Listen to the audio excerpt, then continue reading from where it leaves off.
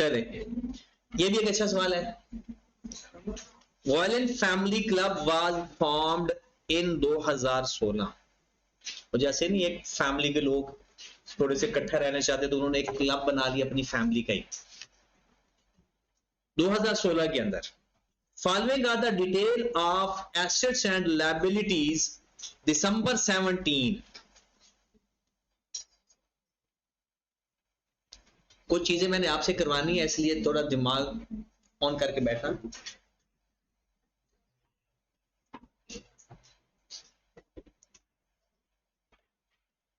ठीक है, आगे बढ़ते हैं। आपको 2000 डेट चेक करनी है, दिसंबर 17। एसेट्स बता दिए, सब्सक्रिप्शन अरियर 1590, मतलब क्या है इसका इंफॉर्मेशन, डाटा एनालिसिस करते हैं आप और बस अफीफ फोकस करना। दिसंबर 17 की बैलेंस शीट बताई हुई है आपको और यहां पर लिखा हुआ है सब्सक्रिप्शन इन अरियर 2016 15, 2017 90। इसका मतलब क्या है? मतलब दिसंबर 2017 में इस 15 का मतलब है ये है 2016 की और तब नहीं मिली और अभी तक नहीं मिली। और ये जो 90 है ये 2017 की है, अक्कर हो चुकी है बट अभी मिली नहीं।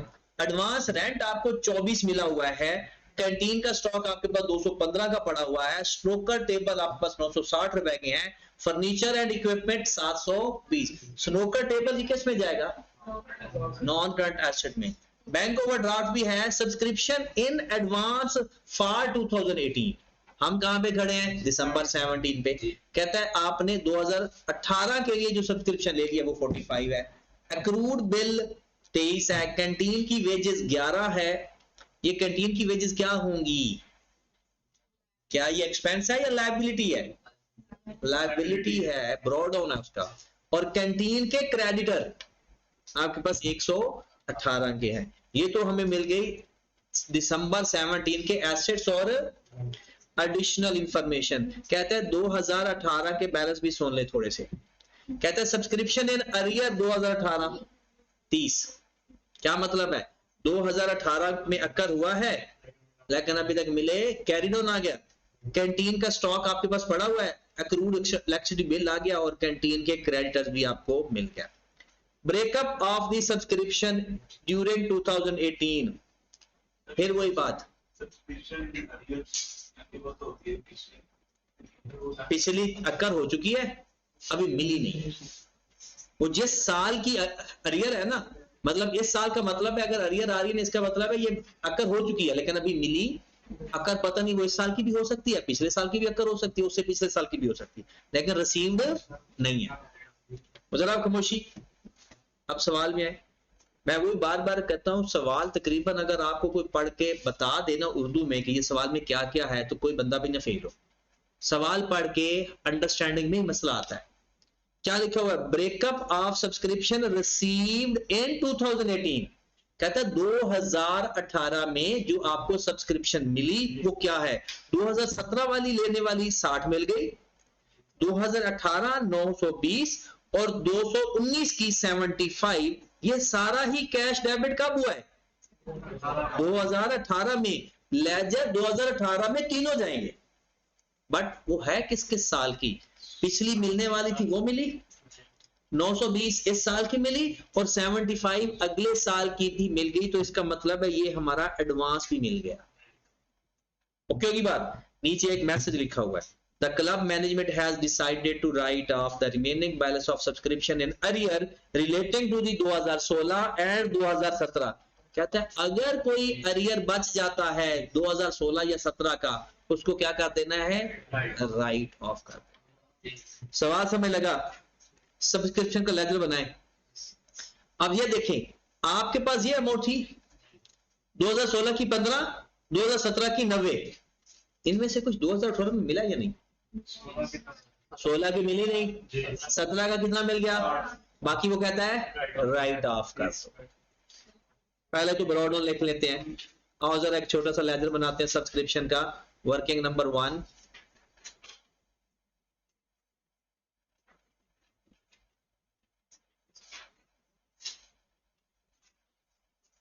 हाँ जी, सब्सक्रिप्शन का लेजर बनाते हैं जी। पहले मुझे बताओ, ये तो ब्रॉड ऑन है ना, 15 और 90, ब्रॉड ऑन 15 प्लस 90 कितना हो गया, 105। और ब्रॉड ऑन भी एडवांस वाला भी था 45।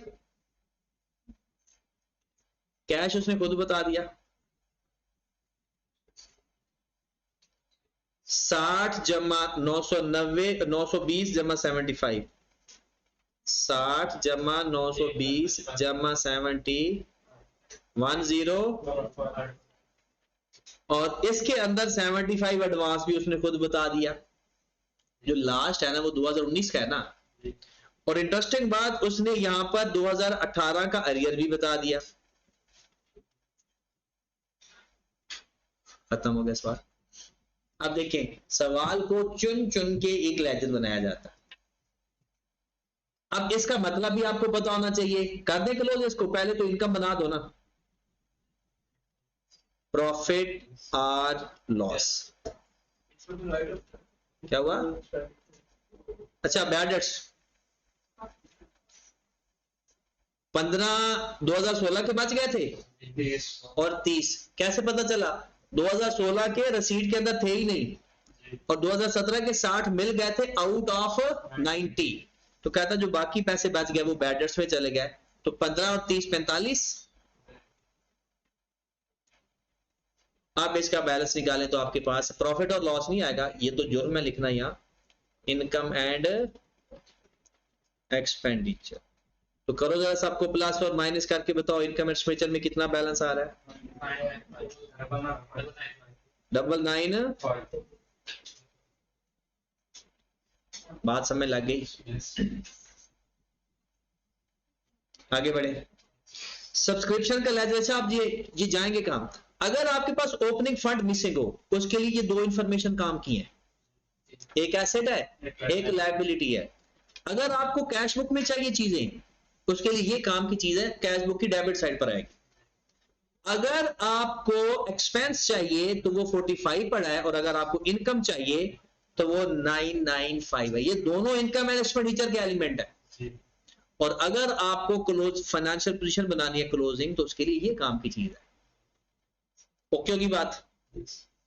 सब्सक्रिप्शन का काम हो गया, तो इसका मतलब है सबसे बड़ा काम हो गया, लेकिन इसमें दो तीन चीजें और भी अच्छी हैं। आगे बढ़ते हैं। ब्रेकअप भी हो गया आप लोगों का। आगे बढ़ते हैं।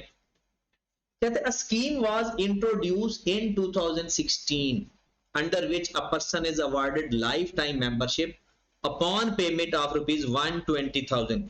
क्या बोलता है? a scheme was introduced in 2016। Active हो जाओ, कैलकुलेटर निकाल लो, ये जंबो वाला सवाल है।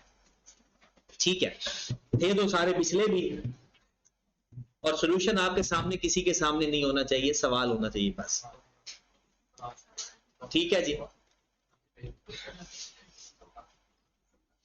A scheme was introduced in 2016 under which person awarded lifetime membership।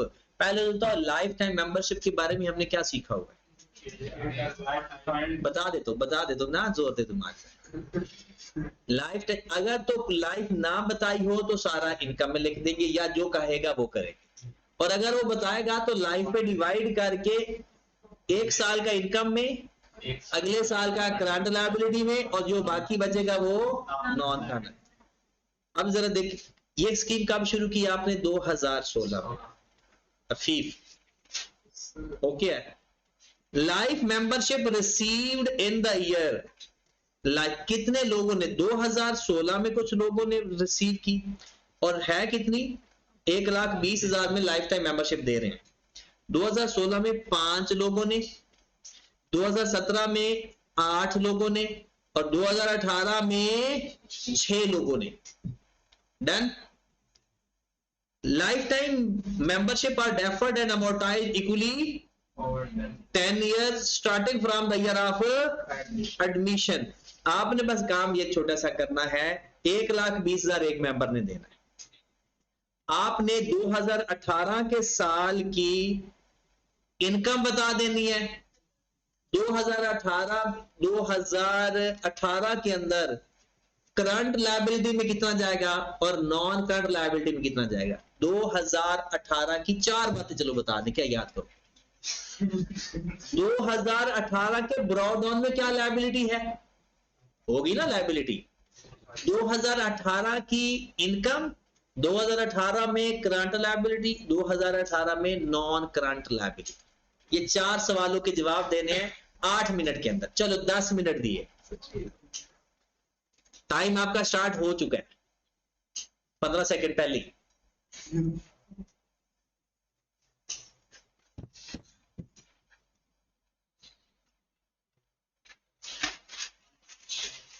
वैसे 10 मिनट तो जाती हो, 2-3 मिनट का सवाल है सारा।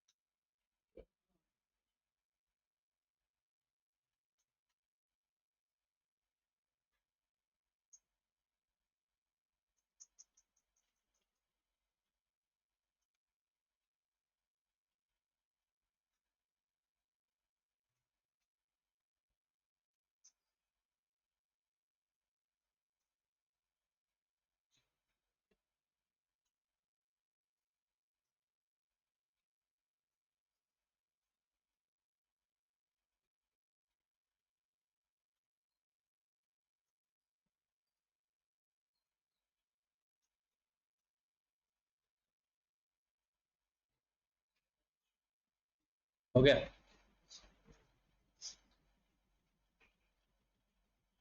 हो गया गैस। एक मिनट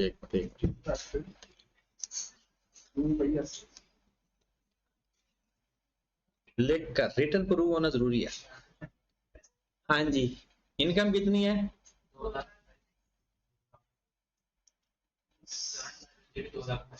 2,28,000 इनकम। आप कहते हो करंट लायबिलिटी भी 2,28,000 और नॉन करंट लायबिलिटी कितनी है? 22,56,000। और ब्रॉडन कितना है लायबिलिटी का, टोटल लायबिलिटी का ब्रॉडन?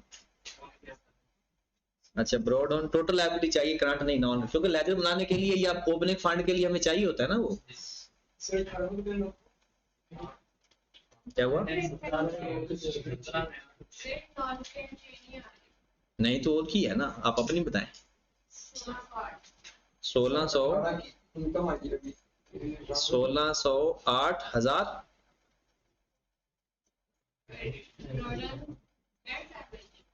नहीं, ड्रॉ डाउन बताया जाता है टोटल लायबिलिटी का, करंट नॉन करंट का नहीं बताया जाता। 2018 में ड्रॉ डाउन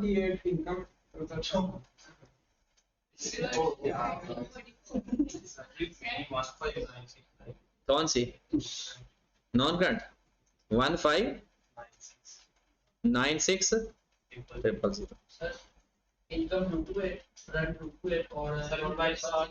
कितना 1608 1608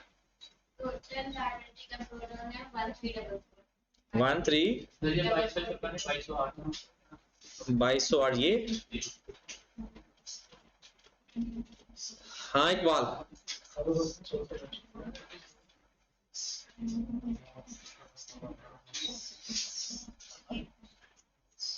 अनफाल आप कितना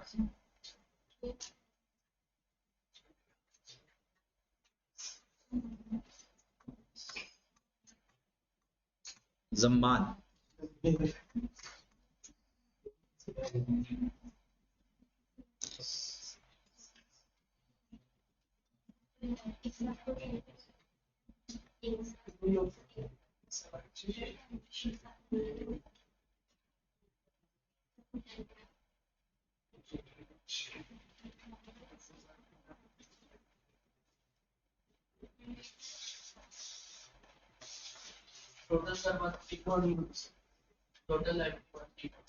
डबल हो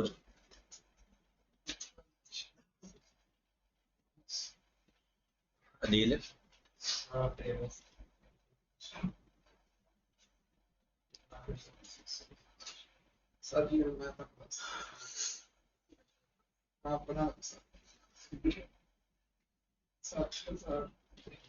रिजवान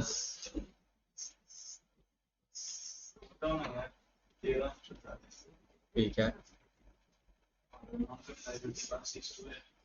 1628 1628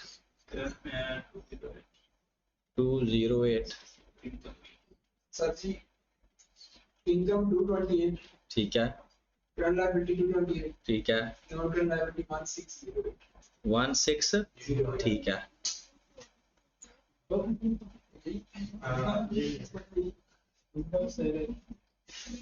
बता दे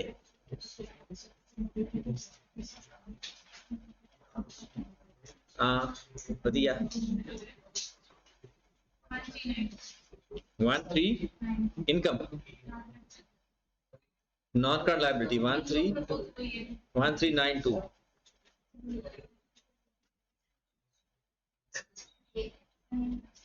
नहीं बताया अनफाल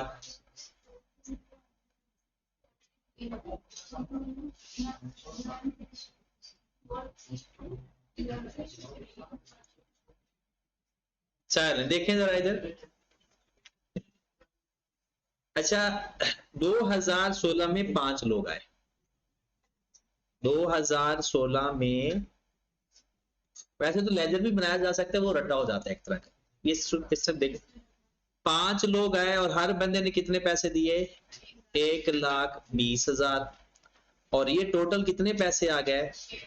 यहां पर हम 2018 का डाटा बना देते हैं, बल्कि 2018 का ब्रॉडाउन लायबिलिटी इनकम करंट लायबिलिटी और नॉन करंट लायबिलिटी। 2016 में हमारे पास 5 लोग आए, उन्होंने 1,20,000 से पैसे दिए, तो कितना आ गया टोटल 6 लाख। अब 6 लाख को हमने किया 10 पे डिवाइड तो आ गया 60,000। अब 60,000 2016 में इनकम में चला गया और 60,000 2017 में भी चला गया। इसका मतलब 6 लाख में से 2 दफा 60,000 इनकम में जा चुका है। बाकी क्या कितना 2017 के एंड में कितना बच गया था 4 लाख, वो ये अमाउंट है। क्योंकि जितनी इनकम हो चुकी थी वो तो खत्म हो गई। मतलब आपको 5 मेंबर ने 1,20,000 दिया, आपने 10 पे डिवाइड करके उसको उस साल की इनकम में भी लिखा होगा, अगले साल की भी इनकम में लिखा होगा, तो 6 लाख में से 1,20,000 तो खत्म हो गया। अब टोटल 480 बचा 2018 के स्टार्ट में। अब इस 4,80,000 में 60,000 इनकम में चला गया, 60,000 करंट लायबिलिटी में चला गया, जो बाकी बचेगा इस 480 में वो नॉन करंट लायबिलिटी में चला गया। नहीं पता चला कितना? 480 माइनस 1,20 और कर दे 3 लाख। जब सवाल को आप ट्रैक पे लेकर आते हो ना, सवाल करने का भी मजा आता है और सवाल सीखने का भी फिर मजा आता है। अब देखें 2017 में कितने लोग आए? 2017 में कितने लोग आए? 8 लोग आए। अब हर बंदे ने 1,20 दिया और आपने उसको 10 पे भी डिवाइड किया, तो कितना आ गया पर ईयर का? पर ईयर कितना? 90। टोटल भी बता दें, उसकी भी जरूरत है हमें। 9 लाख। अब टोटल बना 2017 में जो मेंबर है 9,60,000। 2017 में 196 तो इनकम में चला गया सारे का सारा। एक देखे ना, 2017 में आए होंगे, उन्होंने कितना पैसा दिया होगा? 9,60,000। 96,000 तो आपने इनकम में देखती होगी, बाकी जो बच गए वो अगले साल हो गए। और साथ ब्रॉड का कोई करंट नॉन करंट नहीं करते, सिर्फ हमें ब्रॉड चाहिए होता है किस मकसद के लिए? अगर ओपनिंग फंड ना हो तो ओपनिंग फंड के लिए सारी मेहनत होती है। ठीक होगी बात? अब मुझे बताएं 960 में 96 तो इनकम बन गया, बाकी कितना बच गया था? 864,000। इतना पैसा 2017 के एंड पे हमारा बच गया था इनकम निकालने के बाद। अब 96,000 चला जाएगा, हर साल इतना इनकम में जाना है ना, हर साल। अगले साल करंट लायबिलिटी, और जो बाकी बच गया वो नॉन करंट। तो 864 में से 96 इनकम वाला निकाल दे जो 2018 में इनकम बन जाएगा, अगले साल वाला करंट लायबिलिटी में डाल देंगे, उसके बाद 672,000। अब आ गया 2018 के अंदर। अब 2018 में कितने लोग हैं आपके पास? 6 लोग हैं। हर बंदे ने कितने पैसे दिए? 1,20,000। 10 पे डिवाइड किया तो कितना आ गया? 72,000। और टोटल आपको मिला 7 लाख। ये तो मिले ही 2018 में है, तो साल के शुरू में तो कोई चक्कर ही नहीं है इसका।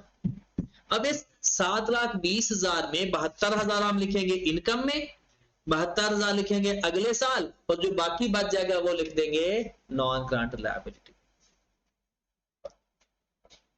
हाँ जी, तो 72,000 इनकम में आ गया, 72,000 करंट लायबिलिटी में आ गया, और नॉन करंट लायबिलिटी में कितना आ गया? 570। अब हमारे पास यहां पर देखें ब्रॉड ऑन में कितना आ रहा है? 480 प्लस 864, 1344। इनकम में ये भी सेम अमाउंट आ रही है 1,608। ओके की बात। तो जब भी हमें करंट और नॉन करंट का चक्कर पड़ता है तो ये फॉर्मेट बड़ा अच्छा होता है। वैसे तो लेजर से भी बनाया जा सकता था, लेजर में वो ज्यादा परेशानी होती है, लेजर में सिर्फ इनकम या ब्रॉड ऑन कैड ऑन चाहिए होता है। यहां पर ये आता है कि करंट और नॉन करंट खुद अलग अलग हो जाते हैं। तो अब ये अमाउंट कहां इस्तेमाल होगी? अगर ओपनिंग फंड चाहिए होगा तो लायबिलिटी के तौर पर। ये अमाउंट कहां पर इस्तेमाल होगी? इनकम के अंदर। ये करंट लायबिलिटी और ये नॉन करंट लायबिलिटी, और ये अमाउंट कहां इस्तेमाल होगी? कैश बुक के अंदर। जो आपको 2018 में कैश मिला, क्या ये तीनों 2018 में कैश मिले या सिर्फ 7,20,000 मिला? और अगर कैश अकाउंट बनाना है तो कैश रिसीट एंड पेमेंट के लिए डेबिट साइड पर ये अमाउंट चाहिए होगी अगर जरूरत पड़े तो। बाकी सारी इंफॉर्मेशन एज अ हेल्पर है, इसकी 2018 में जरूरत नहीं। चलें जी next. The club operates a canteen. ये भी अच्छी चीज है। टिल लास्ट ईयर, पिछले साल की बात हो रही है। The canteen earned gross profit 20% of sales, effective 1/1/18 selling price were increased by 10%। कहता है पिछले साल तक तो जो भी था, इस साल उसने सेल प्राइस अपनी, हम नॉर्मल तरीके से फाइंड कर लेते हैं, जो सेल निकलेगी उसको 1.11 से मल्टीप्लाई कर। जरा फोकस कीजिएगा, 2018 की पेमेंट्स बता रहा है, कैंटीन वाले को, क्रेडिटर को इतने पैसे दिए, सैलरी में इतने, इक्विपमेंट का ये एडिशन आ गया, और इनमें से जिसका ओपनिंग क्लोजिंग गिवन है उसका बनेगा लेजर, और जिसका ओपनिंग क्लोजिंग नहीं है वो डायरेक्ट एक्सपेंस में चला जाएगा। चलो जी, पहले तो इसका करते हैं ना। आगे एक चीज इंफॉर्मेशन है, wages of canteen staff are paid on the 5th of the each month. 5th of the each month का मतलब क्या है, उस साल, उस महीने की या अगले महीने की? जाहिर सी बात है उस महीने को तो नहीं पे करेंगे ना, एडवांस तो नहीं पे करेंगे। फिर उसके बाद अगली जो बातें हैं वो बाद में देखते हैं। फिलहाल आप ऐसा करें कि क्रेडिटर का लेजर बनाते हैं, वहां से परचेज फाइंड करेंगे, स्टॉक का लेजर बनाते हैं, वहां से कॉस्ट ऑफ सेल फाइंड करेंगे।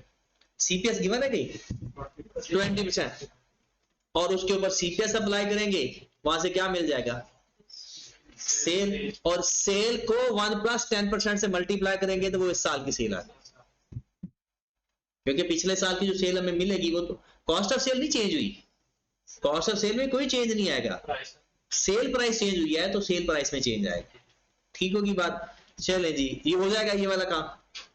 क्रेडिटर का लेजर बनाएंगे, परचेज आएगी, फिर स्टॉक का लेजर बनाएंगे, कॉस्ट ऑफ सेल आएगी, फिर कॉस्ट ऑफ सेल के बाद हमने लेजर बनाना है इसका डायरेक्ट ट्रेडिंग अकाउंट बना देंगे, वहां से हमें मिल जाएगा प्रॉफिट, और वो प्रॉफिट नहीं होगा, 10% सेल ज्यादा करेंगे फिर प्रॉफिट आएगा।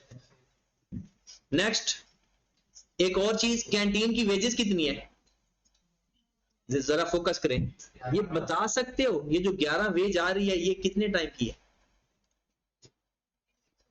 ये 1 महीने की है, ये दिसंबर की है। भला कैसे? वो वेजेस हर अगले महीने पे कर देता है, इसका मतलब है नवंबर की उसने दिसंबर में पे कर दी, और दिसंबर की वेजेस जनवरी में पे कर दी, इसका मतलब 1 महीने की वेजेस 11,000 है। 1 महीने की वेजेस, अगर मैं इसको 12 से मल्टीप्लाई करूं क्या आ जाएगा, पूरे साल की। तो ये वेजेस का जब लेजर बनेगा ना, ब्रॉड ऑन 11, 11 को 12 से मल्टीप्लाई करें, और हर साल फिर जो हमारे साल की दिसंबर की वेजेस होंगी वो भी कब पे होंगी, तो वो भी होगा। तो आपका इन कैश भी कितना आ जाएगा, 100, पे भी 132, और ये 132 वेजेस कैंटीन की हैं तो कहां जाएंगी, कैंटीन की वेजेस है तो कहां जाएंगी, ग्रॉस प्रॉफिट में से माइनस हो जाए, तब प्रॉफिट उतर जाए। हाँ जी, ये चीज भी आ गई, बिल का लेजर बन जाएगा। उसके बाद इसके अंदर और जो चीजें यहां पर आ जाएं, आखिरी चीजें, the club operates from rental place. ना ये लास्ट चीज अच्छी है, the rent is paid quarterly in advance, 1 मार्च, 1 जून, 1 सितंबर, 1 दिसंबर, हर दफा आप कब पे करते हो, quarterly in advance. As per agreement, annual rent was increased by 6,000 with effect from 1 September 2018। ठीक है, रेंट की कोई पेमेंट आ रही है, बस उसने खुद ही कह दिया है आप एडवांस पे करते हो, इसका मतलब है हमारे साल के अंदर कौन कौन से क्वार्टर आ रहे हैं, 1 मार्च आ रहा है, और 1 जून भी आ रहा है, 1 सितंबर भी आ रहा है, और 1 दिसंबर भी आ रहा है, 4 क्वार्टर आ गए, डन। और अब आपने जो पिछले साल 1 दिसंबर को पे किया होगा, पिछले साल 1 दिसंबर को जो पे किया होगा, हाँ जी बताएं, इस क्या मतलब है, इसका क्या है, 2 महीने का आपने एडवांस पे किया और 1 महीने का दिसंबर, जरा फाइनेंशियल पोजीशन देखो पिछले साल की, वहां एडवांस रेंट के नाम से अमाउंट आ रही होगी, मिल गई 24। वो 24 कितने महीनों का रेंट है? 3 महीनों का, 2 महीनों का? 2 महीनों का। यहां से हमें पता चला कि पर मंथ रेंट हमारा 12 है। उसने खुद कह दिया कि हर दिसंबर, हर क्वार्टर के स्टार्ट में हम 3-3 महीनों का एडवांस पे करते हैं। तो इसका मतलब है जो 24 आपने एडवांस पे किया हुआ है ये 2 महीनों का है। यहां हम इसका लेजर भी बना देते हैं, एडवांस पे किया तो प्रीपेड 24।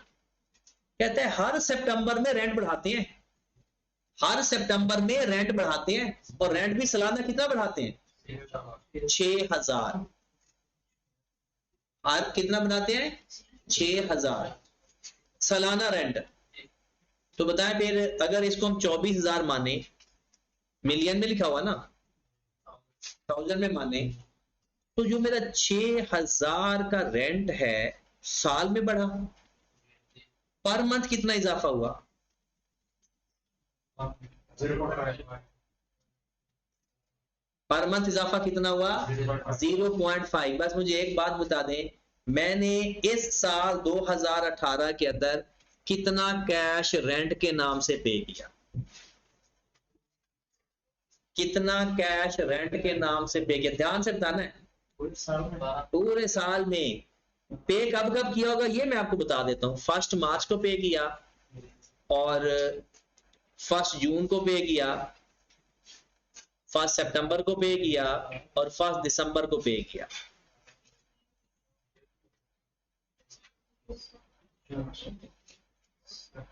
जल्दी से जल्दी से।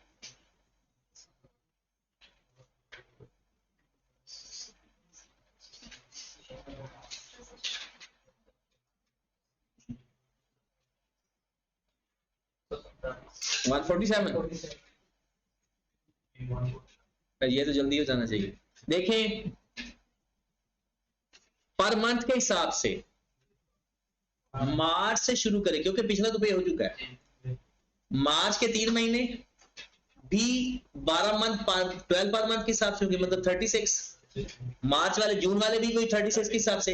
लेकिन सितंबर से रेंट हमारा चेंज हो गया, और पहले 12 था, 12.5 हो गया। पहले 12 था, अब 12.5 हो गया। तो इसको उसी हालत में हल कर लेते हैं। तो हमारे पास 1 मार्च को 36 पे किया, फिर 36, फिर 37.5, टोटल को प्लस किया तो कितना गया?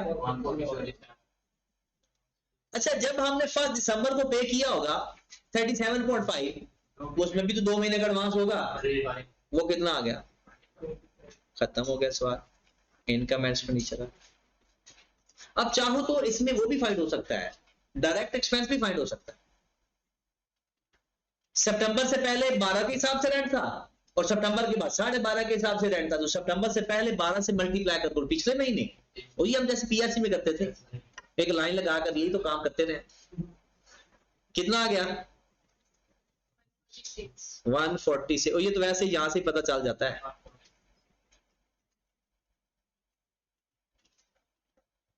चलो जी, लास्ट स्टेटमेंट पढ़ देता हूं, मैं चाहूंगा कि आप खुद करो। Balance of snooker table as at December 17, December 17 मतलब 1118, represent the book value of 5 similar table purchased in 16। 2016 में हमने 5 स्नूकर के टेबल खरीदे थे, एक जैसे सारे। One of the table was sold to a member for cash during the year 2,12,000। एक टेबल हमने 2,12,000 का बेच दिया। ओके हो गया। तो स्नूकर टेबल की वैल्यू कितनी पड़ी हुई है ऊपर? कितना? 960। अच्छा, ये उसकी बुक वैल्यू है या उसकी कॉस्ट है? बुक वैल्यू होगी, क्योंकि अगर कॉस्ट होती तो अक्यूमुलेटेड ऑप्शन भी बताई होती। नीचे वो कहता है snooker table are depreciated 12.5% on the straight line method, furniture and equipment 20% reducing balance method. बात बाकी खत्म। बस ये मुझे बता दें, जो एक टेबल बेची है ना, उसकी ओरिजिनल कीमत क्या है? जो एक टेबल बेची है ना, उसकी ओरिजिनल कीमत। बुक वैल्यू तो क्या करेंगे, इसको मैं 5 पे डिवाइड कर दूंगा, वो बुक वैल्यू आ जाएगी। वैसे 960 को 5 पे डिवाइड कर कितना, 192 वाला स्नोकर कितने का बेचा, 212 का, ये ना गया। लेकिन मेथड स्ट्रेट लाइन है, जब मैंने दूसरों की डेप्रिसिएशन लेनी है, ये तो बुक वैल्यू पड़ी है, तो स्ट्रेट लाइन मेथड में तो डेप्रिसिएशन चार्ज किसके ऊपर लेंगे, कॉस्ट पे। किसकी कॉस्ट हमें चाहिए, कितनी कॉस्ट है,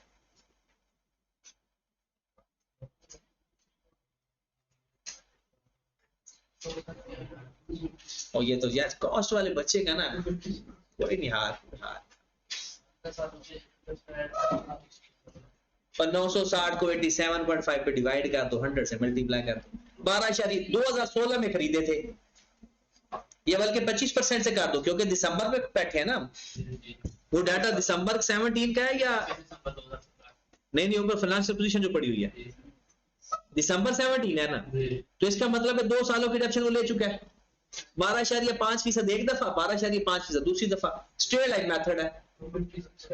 तो क्या करेंगे, 960 को किस पे डिवाइड कर देंगे,